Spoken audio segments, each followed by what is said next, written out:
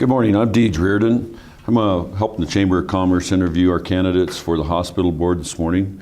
And this morning we have with us B.J. Clark, and I'm going to ask B.J. Clark some questions and give him the opportunity to explain to us his viewpoint on these questions and how he fits the role for Board of Trustees for the hospital board. So good morning, B.J. Glad you could join us this morning, and thanks for coming in. Thanks for having me. First question I have for you is, should the hospital continue to grow and expand its physical plant despite reduced revenue projections? I feel like at the current time, not. With the current economic situation that we have, looking at some of the projected projects, $31 million on the current project that's on the table would go a long ways towards staff retention, doctor recruitment, those kind of things. I just don't see with the bad debt load and the decreased revenue that expanding during these economic times is a smart financial move. Okay. Do you have any conflict of interest in serving on the hospital board? If so, how would you deal with conflict of interest issues that might occur? I love this question because I have absolutely zero conflict of interest. No financial gain whatsoever to be had. And when you look at the state definition of conflict of interest, that's what it points to as financial gain. But there's also a lot of indirect conflict of interest by current trustees and trustee candidates. Direct and indirect conflict of interest. And by that I mean this. If you work for the hospital, if majority of your referrals or your business comes from the hospital, if you were even a contractor or a vendor to the hospital, or you have a spouse or family members that work for the hospital, if you serve on the hospital board, you have a conflict of interest. There's financial gain to be had there.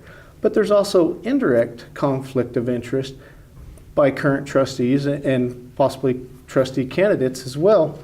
And I'll give you an example that if you were a department head and you had to write a negative employee review on an employee, but their spouse was currently serving on the board, would you be willing to do that?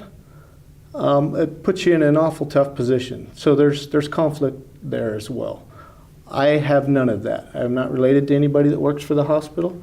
I don't generate any of my income or revenue from the hospital or any of its affiliates for that matter. As far as dealing with the conflict of interest, that's kind of my platform. I think the constituents of Campbell County need to be aware of the multiple conflicts that are currently on the board and that are involved with the hospital. I don't think that's the best thing for the board or CCH or the constituents of Campbell County. Okay, thank you. What healthcare specialties still remain needed in the community, and what role should the hospital play in recruitment? Okay, that's kind of a two-part question. I don't know all of the medical needs still needed in this community, but some of them that I personally know of, I think we're lacking in mental health services still here. One, with our suicide rate the way it is, and it just seems like that's a service that we're lacking in. I've got a son with some special medical needs, and we've had to search for dermatologists, neurologists, allergists. Those are all services that are lacking in Campbell County, and there may be others. As far as the hospital's role in recruitment, with these economic times, we need to go after the essential services that we need and fill in the gaps there. And we also need to look at the services we're offering.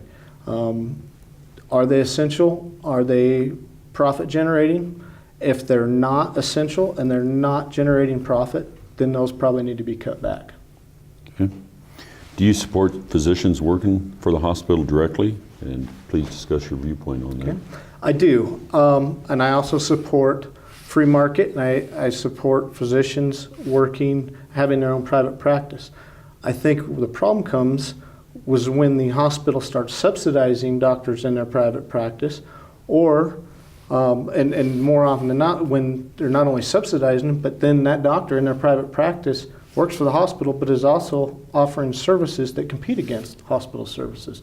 That's a problem. I would like that to be eliminated. I like the idea of doctors working directly for the hospital.